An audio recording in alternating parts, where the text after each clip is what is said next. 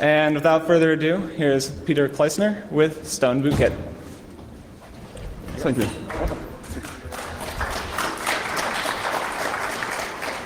Welcome everyone, very good morning.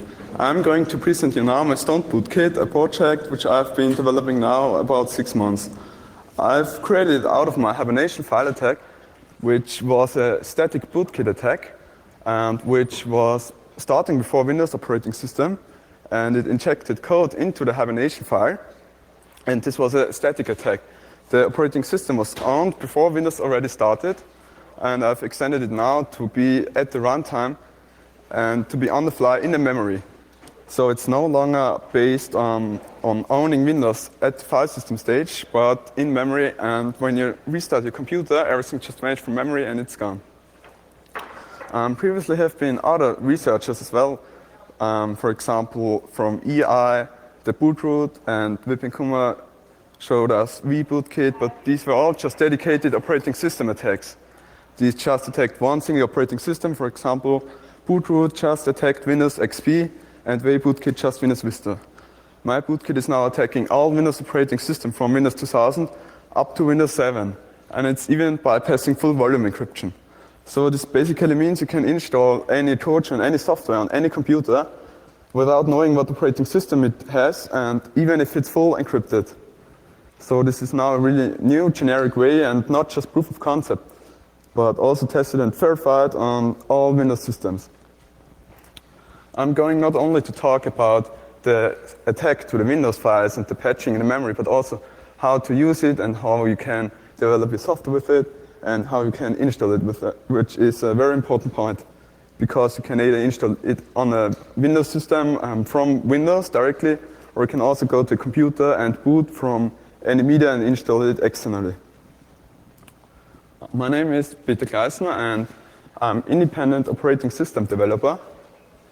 I have written my own operating system in assembly language, and in my professional life I'm software engineer and malware analyst. And I'm currently employed in Vienna at the antivirus company, and I'm living also in Vienna there. And I've previously done also other boot stuff, a boot management solution, and always been working on operating system stuff. Bootkit is a special rootkit that is able to bypass all the transition from the real mode to protected mode to the full loaded kernel of Windows, and it started before the main operating system is. It's located in the masterboot record, which are the first 63 sectors of the hard disk. And the term bootkit was originally introduced by Vipin and Nitin Kumar, also at Black Hat, and they showed how to own the system from the boot for Windows Vista. And my solution is now to have a generic way for all Windows operating systems, including Windows 7, RC, and even bypassing full volume encryption of TrueCrypt. The main targets of the project are to bypass the Windows signed code checks, which are now responsible for Windows 64-bit systems with Vista. So only signed driver code will be executed, and also now bypassing the whole code integrity verifications and the whole trusted chain of Windows. I have designed the bootkit to be split up into parts as masterboot record and outsourced file system files. It contains file system drives for all FAT and NTFS file systems. So the bootkit is able to load any file at startup without even using the Windows API. So we can reload any file, and this is, for example, quite useful when the driver does not fit into the masterboot record because it's limited to 63 sectors. These are 31.5 kilobytes, and so you can load additional plugins or boot applications before Windows started and can do other such stuff. And this is also new to Bootkit, that it loads files by own from the file system.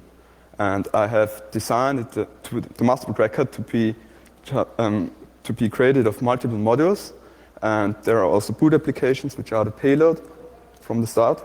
And it also contains drivers, which are the payload then executed beside the Windows kernel, and of course the plugins. that extend the functionality of the Bootkit. The original stoned virus was created in 1987 in New Zealand, and it was an operating system independent bootkit, and I think we can refer it as the very first bootkit available. And it was widespread because it always infected floppies and hard disks, and it hooked the interrupt 13H disk handler. And every time the operating system running on it, if DOS or Windows, every time they access the disk or any floppy, the stoned virus checked if it's infected, and if not, then infected the floppy. And so it was very widespread and quite common in the 90s. And it was very interesting because it's operating system independent, and it's very small and quite effective. It's just 416 bytes of size and is able to just infect other floppies and hard disks. The Windows boot process, as shown there, is starting with the BIOS, and the BIOS loads always the master boot record, the boot sector of the hard disk. And it's very important to know that the master boot record does not belong to the operating system. And it's also unprotected in Windows. You can just write the master boot record, and so you basically can own the operating system from the boot, and you can overwrite it and put your own software in, and then you can just compromise Windows and be outside of the trusted chain, which was created with the signed drivers. And in Windows, every system file is now signed and will only be loaded if the signation is correct. And as you see there, the master boot record is loading the partition bootloader, which is part of the operating system, which also depends on the file system that is used. And it loads the NT loader or the boot manager, depending if you're using Windows XP or Windows Vista.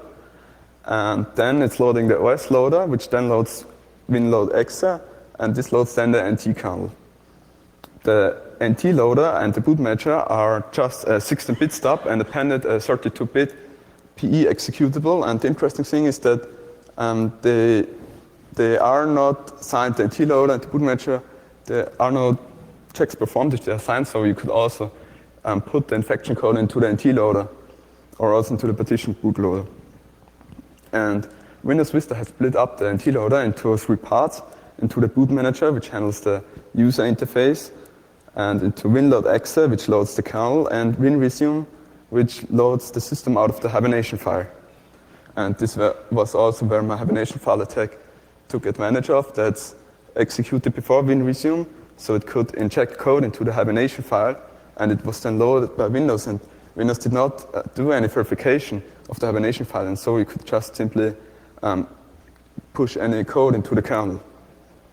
And for developing a bootkit, it's very important to know the processor environments, and you have to be able to come from the first stage to the next stage. And you see there that we have the real mode. There's the NT loader boot manager executed. So this is 16-bit code, and it's then switching to 32-bit environment. And later it's also using paging, and you have always be able to go further in the transmission from these modes. And this whole talk deals about insecuring operating systems, and basically you can own every operating system from the boot with such a chain of pawning it. And this starts with the master boot record, and the very first thing to do is to hook the interrupt 13H handler.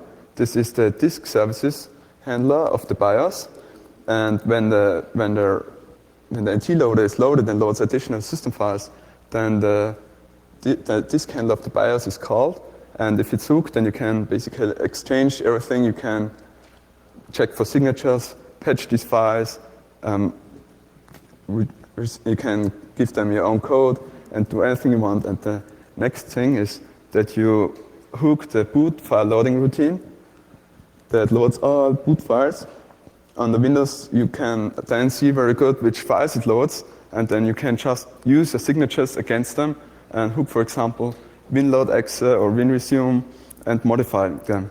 And then the next stage is to hook the initial system function, which is on the Windows PS init system, and this calls 20 other functions, and they are calling other functions. And when you hook that function, then you can then before the call you can patch every code in the kernel, and later when you step over that, the whole system is initialized, and you can use the Windows application programming interface, and it runs them with your injected code. And for this, I have split up it to multiple stages, and the first stage is the Bootkit in a real mode, which does initial relocation and hooking of the interrupt handler, and then it goes further with the protected mode code, which has to patch the verifications of NT-loader, the code integrity verifications, and then later the code has to relocate itself to NT kernel. So the code is then injected directly into the kernel image in memory, and later it relocates then itself to drive allocated memory. So you can basically then you cannot trace the memory then because it's somewhere in the memory and it always changes, dynamically loaded. And another important point are here, for example, that the Bootkit has an own PE loader, so it resolves all executables by own, and it does not use Windows functions. So antiviruses won't detect it at runtime because it don't use Windows functions. And it installs also a subsystem into Windows, so all applications can use it without any special privileged rights. And it's then easier to develop any payload with it, and it abstracts the attack at boot memory and then of the kernel. So you can easily develop a driver with it and load it, and it has full system rights and can do everything, and you don't have to know anything about hooking the initial boot files or do any patching. And my Bootkit is not only attacking Windows but also TrueCrypt. For TrueCrypt there are two possible scenarios. The first is that only the system partition is encrypted. That means that all unencrypted, that all the other space stays unencrypted. For example, unpartitioned space and other partitions, and also the master boot record. And the second scenario is that you have your full hard disk encrypted. This means every partition is encrypted, also unpartitioned sectors and additional sectors. And however, the master boot record stays always unencrypted. It contains the decryption code of TrueCrypt, and it's not protected, and you can simply replace it. And there's no verification done, and no one prevents you from overwriting it. And to bypass TrueCrypt and full volume encryption, you basically just have to do a double forward at boot time for the interrupt 13H handler, because TrueCrypt does simply the same as Bootkits are doing. It hooks the interrupt handler, and when every time operating system wants disk access, it encrypts the contents and writes it to disk and decrypts it and reads it from it. And so if you hook it, then you get the unencrypted request, and I'm passing it further to TrueCrypt. It encrypts it, writes it to disk, and I get also the encrypted request, so we can basically do anything we want. We can patch the files in memory, and we can also spoof another master boot record for TrueCrypt. And this allows us to also to move the original master boot record of TrueCrypt to any other space and spoof TrueCrypt when it loads its own software, which also becomes necessary.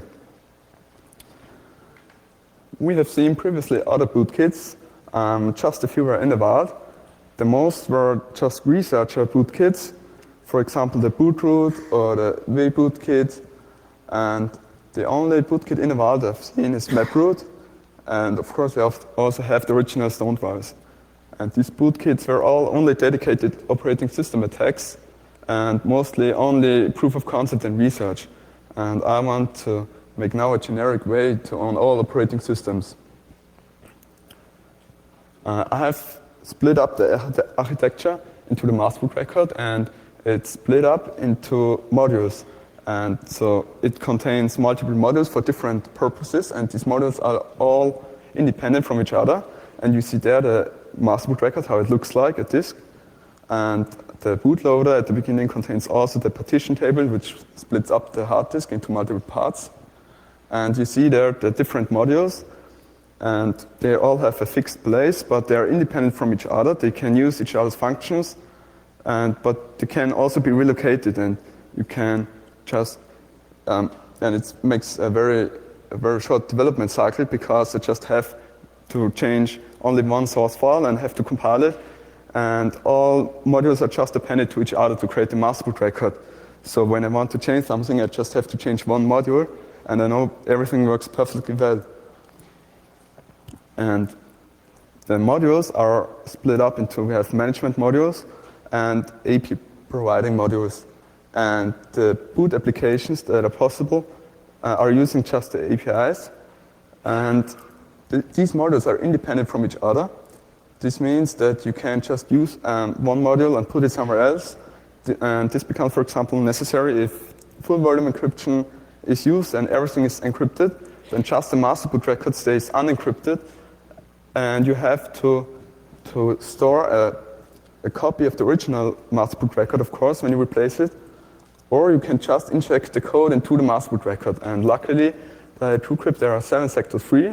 And this is enough to inject the Windows pawning module into it. And so it's also able to bypass full volume encryption if everything is encrypted. Here you see the Windows XP boot. It uses only NT loader to load the operating systems. It loads the whole kernel, and here you also see the hooking and patching that has to be done. Basically, you have to ensure that NT loader calls you at protected mode, and you have to patch the integrity verification, which is quite simple. And then you have to patch the kernel and hook it that it calls you.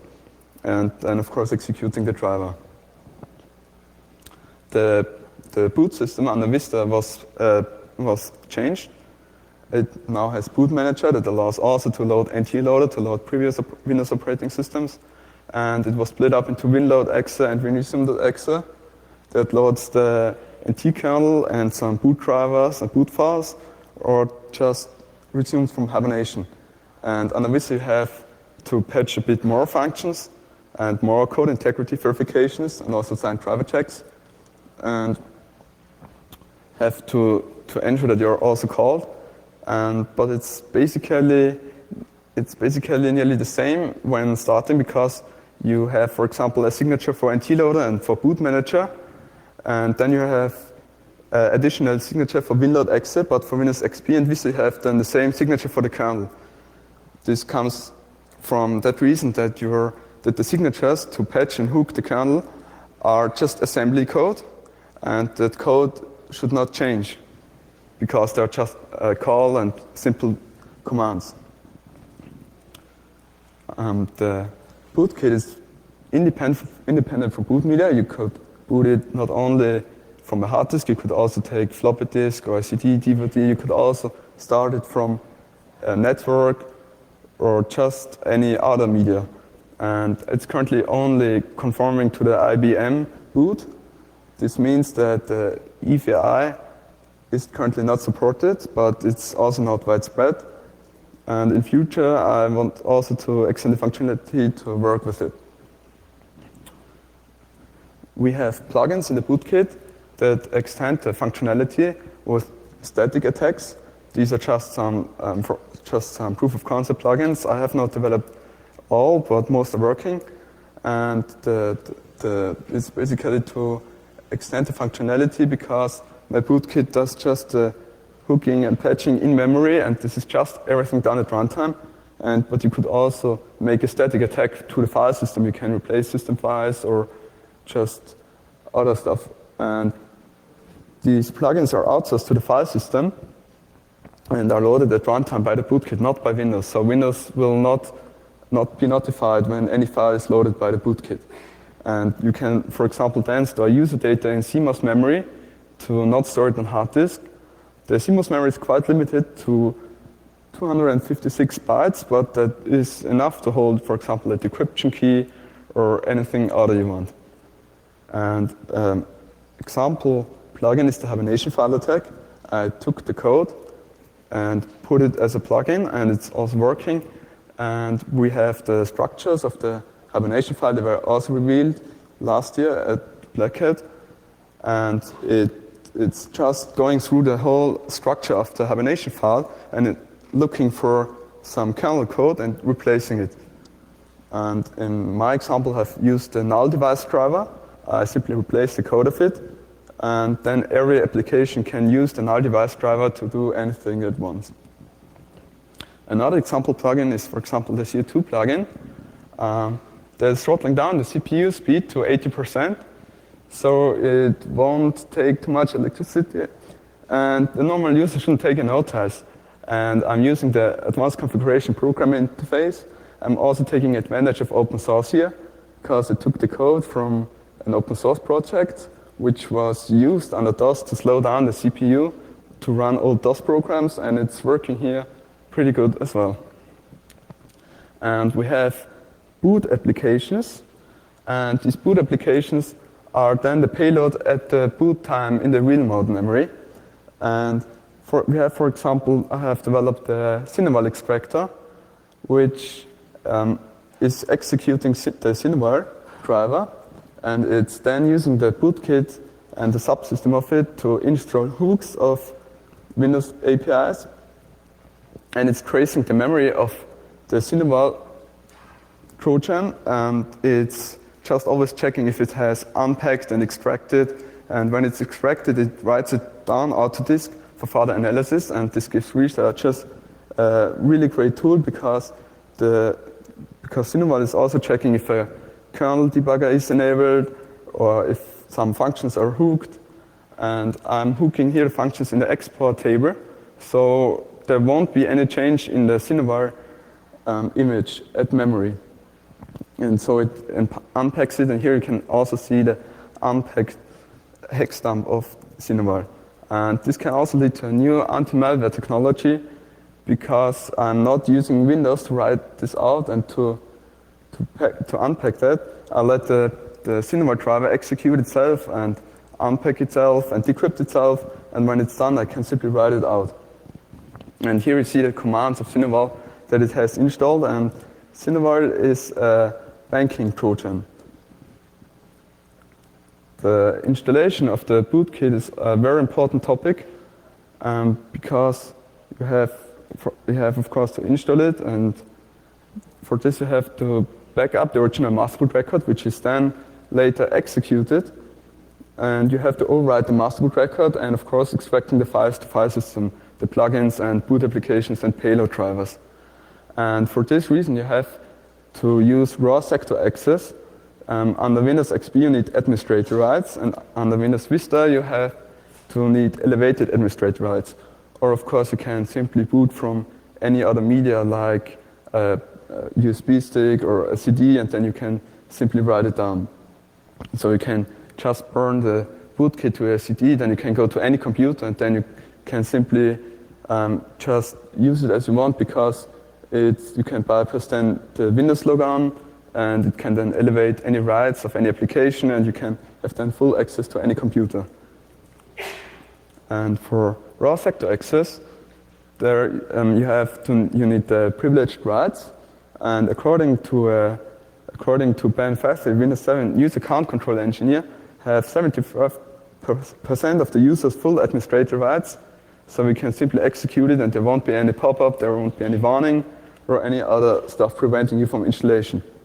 And the second solution you can do is, under Windows Vista and Windows 7, you have to get elevated administrator rights, and you can do this at runtime by using shell execute and trying to elevate a function, trying with that function to elevate the process.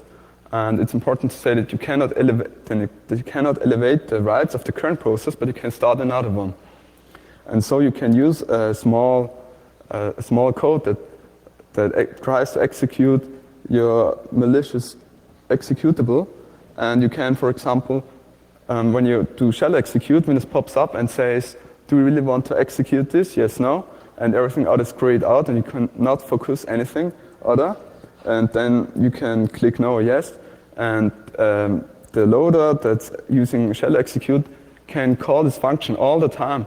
And this is a social engineering vulnerability. That means that you can just call in a loop shell execute until the user clicks yes. And if he clicks no, then the question will appear a second time and a third time, and just until the user clicks yes, and you cannot do anything. And there is currently no solution available. And so you can get easily administrator rights by just annoying the user. And programmably, you can get elevated administrator rights by putting a manifest into your application. You can write it by your own, or Visual Studio provides also a template, and you have just to change the compiler settings, and so it can automatically include that into your application. And then when you just execute the file and double-click it, the warning will pop up. And of course, the second method, which I prefer, that you have two files, one loads the other, and just always shall execute in the loop until the user clicks yes. And the MBR is still writable. With Windows Vista, Microsoft has prevented raw sector access because of the page file attack of Jan Rukowska. She just used raw sector access to write stuff into the page file, and so she could load unsigned code into the kernel because there was also no verification done in the page file, as it's now with the Hibernation file. So Microsoft prevented raw sector access for partitions, but not for the master boot record, because it does not belong to the operating system and it's independent from that. So you can still write it, and these are the first 63 sectors, and this is the unprotected space that gets loaded at the very first stage by the BIOS, and when you overwrite it, you have owned the whole system at the boot. And I think it's now time for a live demonstration and show you that my Bootkit is working. I will execute my Bootkit on my own notebook. I have a Windows Vista Service Pack 1 fully patched and up to date. I have TrueCrypt installed and my system partition is fully encrypted. And I will show you that I'm able to overwrite the master boot record and own my own system. And for this, I'm just starting now the infector. It's just, it doesn't pop up. I have the user account control disabled. And so it will just pop up written successful. And I just output this message to know, okay, my operating system is not pwned. But I would not have to write down that box, so you would not get notified if the Bootkit was installed when you do not have the user account control enabled.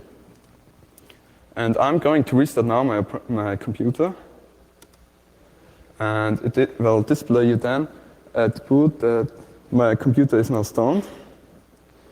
And it will show you the message. And later on the Windows, the payload driver I'm using escalates the rights of my controller of CMD-exe to the same of services-exe. And so you then just type who am I, and then you will see my normal username and the computer name. And when I'm then restarting, and when I'm again executing who am I, then you will see that it gets elevated rights. And now you see that the PC is now stoned again. I've put this message, and now TrueCrypt gets loaded, and I have to type in my password.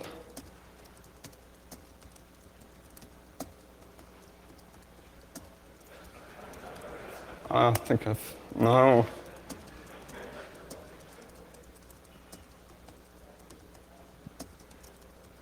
Okay, now it's correct. And my Bootkit becomes now active and is executed beside Windows and beside TrueCrypt. And now Windows is starting. And later I will show you that it escalates the rights of the controller. And it's quite interesting because I have developed this as payload driver, and the driver is a simple normal driver. And you can use any other driver executed by Stoned, and so it has full rights, and it's not executed by Windows, but by my Bootkit. And this means that Windows will not get any notification. I have to type in now my password for Windows.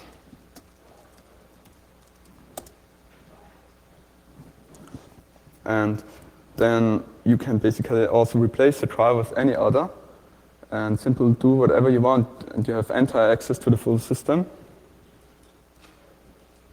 And my Bootkit also writes some debug output. You can watch it with a kernel debugger.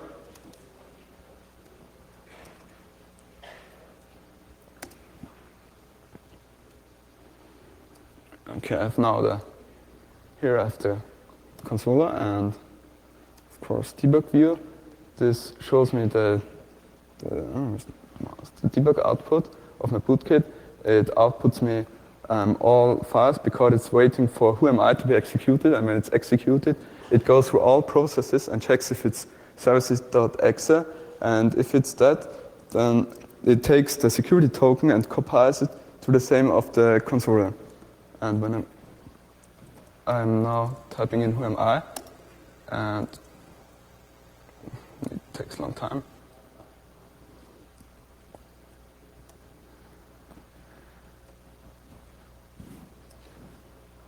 And it writes me now my normal username, and you can look now in the debug output.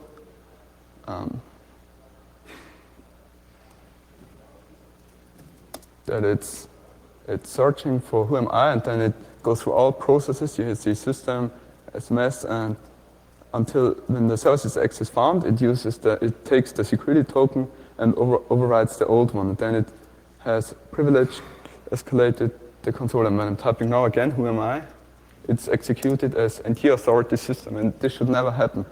A normal user application should never get system rights. And so I could now do anything with that controller. It's like a root console, and I have now full access with that, even to Windows system files, and can open also all system files and modify them.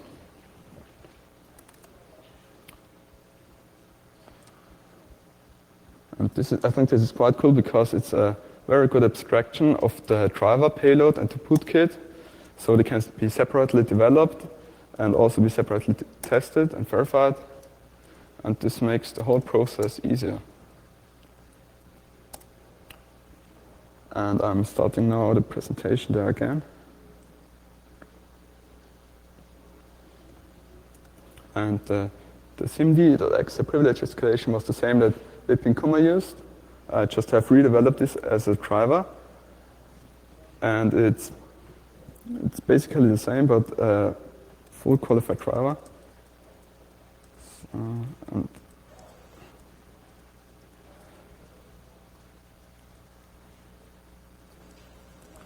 And you can execute this executable on all Windows operating systems. It's not only limited to my Windows Vista, it works also on the Windows 2000 and XP, and also on the Windows 7 RC. And the interesting thing is that we can bypass everything, every security of Windows. We bypass the kernel patch protection, which is only active for 64-bit, and we don't have to use any digital signature for our files. We can just execute our untrusted, unsigned code, and there will be no verification done. And also the code integrity checks won't fail, and the whole patching is done only in memory, and no file will be modified at the file system stage. And there's also the data execution prevention that we bypass. So basically we bypass we compromise the full Windows security. The proof of concept payload was the same as on Bootkit, and it changes the privilege rights, the security token of every DCMD.exe process to the same as services. And it's a normal driver written with the Windows driver kit, and there is the abstraction. Of course, the signature is displayed at startup. And you can easily develop with Stoned. You can just download the framework, which is open source, but most parts, not everything. And you can write your own driver, you can write your own payload, and you can just own then the whole system. And you can write your own driver, or you just can use it from any application using the subsystem that is installed. You can use it by using syscall and interrupt2e that is internally used by Windows for calling kernel mode functions. The NTDLL is calling functions of the NTOS kernel image, and it's the third system service dispatch table. The first one belongs to the NT kernel, and the second is from the GUI subsystem. And you can refer it as a new development platform. Everyone can, what's this? Everyone can develop its own driver for it. or can modify the bootkit.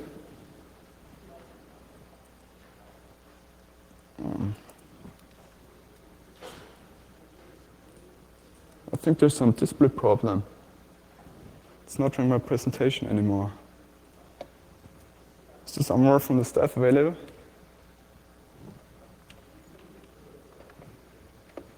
Okay, anyway, I will continue.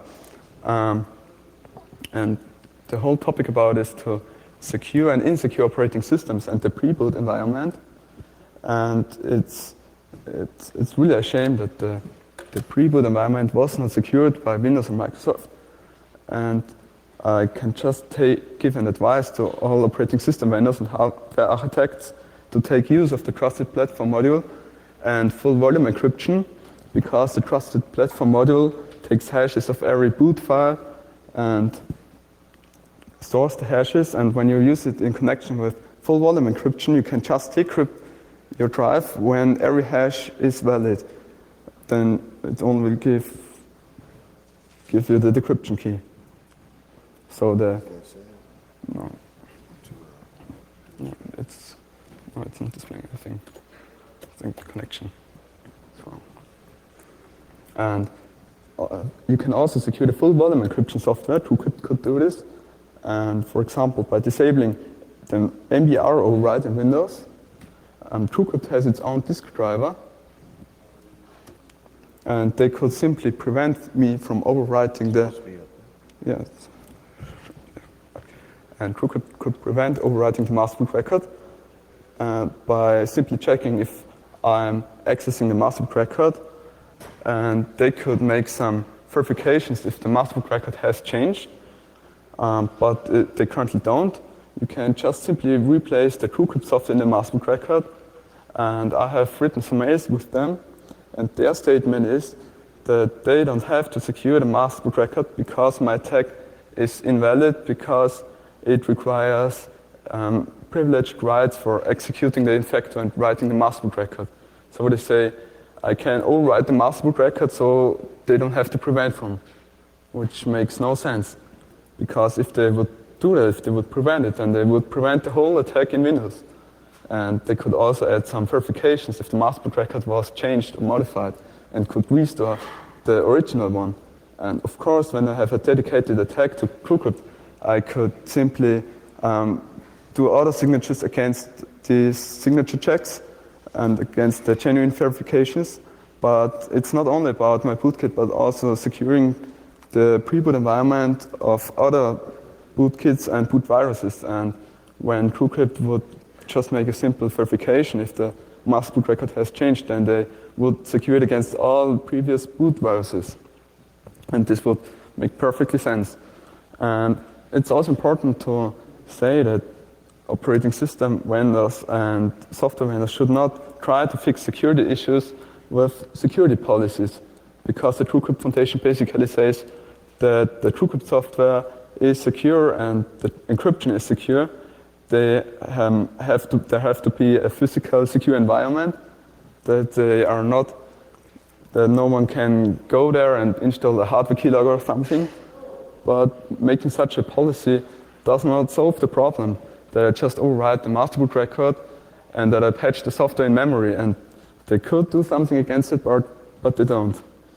And I'm glad that Microsoft is not so ignorant. They are taking the problem serious, and you can use BitLocker with the Trusted Platform module in order to have a secure startup. And for future versions, I want also to cover 64-bit Windows operating systems, because I'm currently only covering the 32-bit systems of Windows, and I want also to be more operating system independent. That means I want to support Linux, and in future I want also to defeat the Trusted Platform module. And the Trusted Platform module is currently quite good because it stores all hashes from all boot files, also from the master boot record, and they have a trusted chain starting from the BIOS. And so if you're replacing the master boot record or any boot file, then the hash will no longer match and you cannot boot. Of course, this gives then also the possibility to just make the system unusable, because if the hash is no longer valid, you cannot decrypt your hard disk, and then you can simply throw away your computer.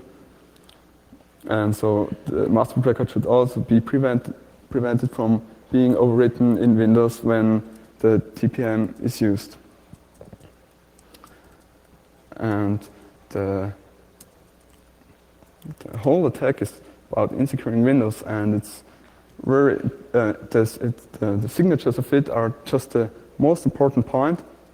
And I'm using different signatures for bypassing and hooking and patching Windows files, and always get to the next stage and being able to execute the whole code. And the payload is executed beside the Windows kernel. And it's also important to have this abstraction of the bootkit and then kernel drivers, which are loaded from the file system. And the TrueCrypt attack is quite important to is quite interesting, because you can patch the first starter code of TrueCrypt and put your own code to it, and so you can own the system also if TrueCrypt is enabled. And the whole thing is about this chain that I have shown previously, with always having the stages and being able to come from the first stage to the next stage, and being able to go through all the transmission of the operating system and processor environment modes. And for the usage of the bootkit, you can simply then write drivers, or just modify the bootkit. It's connected. Okay. Okay, I see it. It's not going. Let's try. Try to send it. Where yours? F3? Yes. F5? No, there's no connection. Okay. No display. Doesn't recognize anything.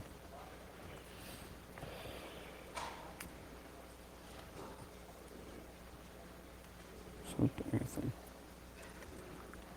It was there earlier, Yeah, there it was. And it was quite interesting to test it with different Windows operating systems, because it attacks all from starting with Windows 2000 up to Windows 7, and the master boot record remains the same for all. And of course, I have to use different signatures for Windows XP and Windows Vista. There are just some slight modifications. And it was also very interesting to test it then with and verify it on all Windows operating systems, because I had to make few changes. For example, the kernel in Windows 2003 were on other address and had another size, and so I had to make some changes. But it's now working for all Windows systems. Focus 5? Yeah, 5. Yeah,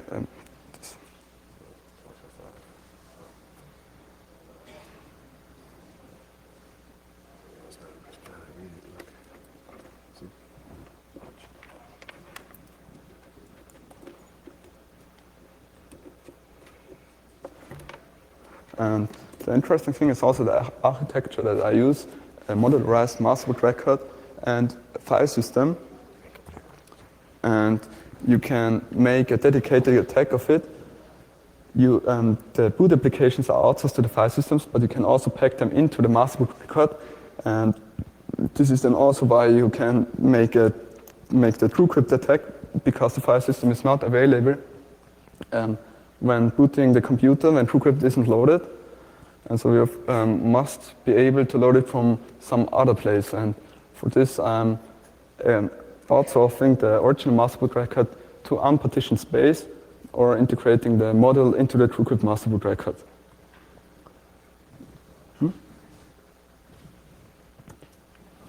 Okay, it's not working. And also to make a comparison to other bootkits. Other bootkits are just dedicated attacks, and just have only one single purpose, and they just want to own, for example, Windows Server 2003 or Windows Vista, and it was a lot of work to make it working for all systems, but I think it was worth, and it's now owning all. And we have, for example, MapRoot, which executes the Cinevolt driver, and it's the only bootkit that I've seen in the wild, and it does nearly the same like mine is doing, but it does it only for Windows XP and Windows Server 2003. And the whole thing about this is to hook all the files and being able to get from one stage to the other, and in future I also want to be more operating system independent, like the original sound virus, which was not using any special operating system. And in future I also want to make it compatible and working with Linux operating systems, and also with the same master record. And it's interesting also the thing that the whole attack is in memory done. So antiviruses won't detect any file modifications, only the master record will be modified. And when you restart the computer, the whole attack is just vanished. And the hibernation file attack was a static attack, and then you can, for example, combine these two attacks and making it even more powerful and working it with even more operating systems. And there are some other very interesting things that I can do with the bootkit. For example, I can also integrate anti-Windows protection activation. So for example, with Windows 7, there is, when you include a small ACPI table into the structures, then Windows will recognize the whole computer as from OEM Windows, and then you do not have to activate Windows over the internet. And there are also some bootkits already in the wild that are using that and are executing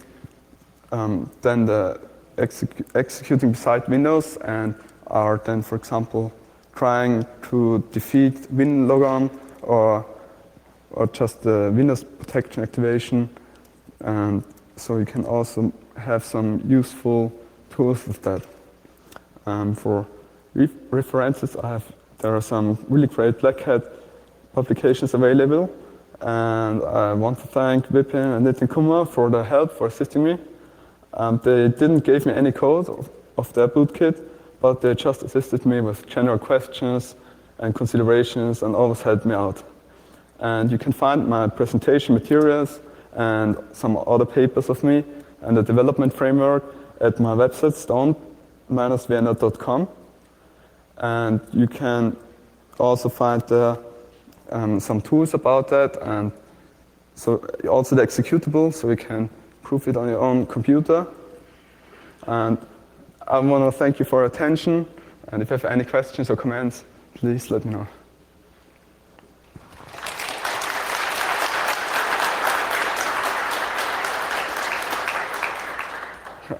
Yeah, I have a question. Back when we were dealing with Stone, Yeah. one of the first things that we would do to get rid of it was we format the boot partition /MBR. Okay, so the question was how we can remove it, and how we can, yes, if you can remove it with formatting the hard disk. Yes, you can remove it if you format the entire hard disk and if you're overwriting the master boot record. And you can also, for example, remove it by using the fix MBR command in the Windows recovery console. And so we can basically remove the infection totally. Please, another question? You said you support bypassing PatchGuard, but then you said you don't support 64-bit systems. I'm wondering how you bypass PatchGuard that doesn't exist on 32-bit systems. Yeah, that's right. The question was about PatchGuard. Yeah, that's right. PatchGuard doesn't exist on 32-bit systems. But I'm currently also trying to cover 64-bit systems, and for this, I'd also to take a look how it works and the whole protection, and it detects, for example, it detects when you make a modification to the NT kernel or any data, then it will detect and will show up a blue screen. Another question? Yeah, what about MBR protection that's in the BIOS itself? Yeah, well, the MBR protection by the BIOS will not prevent my attack because Windows is no longer using the BIOS to write the master boot record. This would just be effective if for Windows 95 and 98 because they called the BIOS to read from the disk. And the BIOS then could just say simply no writing of the master boot record. So using the master boot record protection in the BIOS won't help you. Any other questions? Yeah? You test your attack with hardware encrypted hard drive. No, I haven't tested with hardware encryption. Only software-based solutions, like TrueCrypt.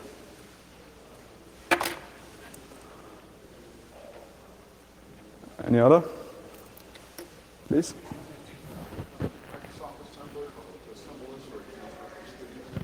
Please? No, I'm not using from Microsoft Assembler. The question was what program language I'm using. The whole Bootkit is written in assembly language, and so I can easily write 16-bit and mix it up with 32-bit code, which becomes necessary when writing such system low-level stuff. What? Yeah, I'm also using Visual Studio for developing the payload, for developing the infector, the executable. But the master boot record is only written in assembly language.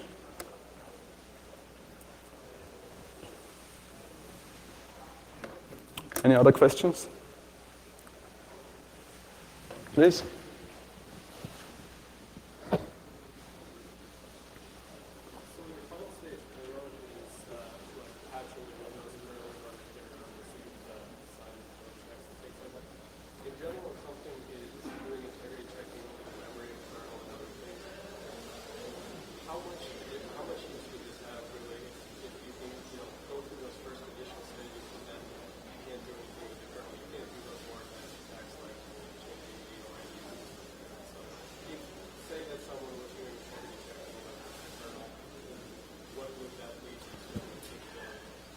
Well, if you would do your own integrity checks of the kernel, then you could detect it. If you take, for example, if you take the image from the hard disk and compare it against the one in the memory, then you would detect that it's no longer matching and that it was modified. But that's currently no one doing, and so antivirus tools won't detect it because they don't check it.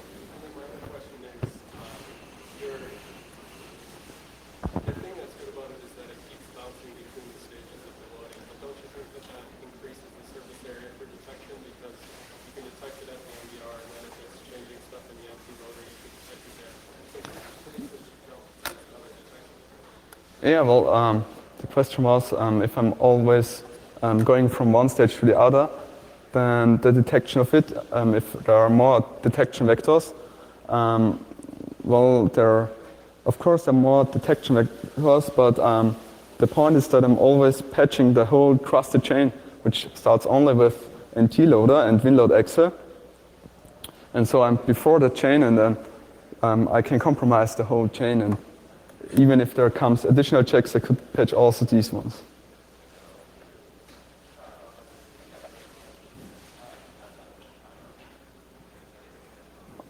No questions? No? Well, then I want to thank you for your attention.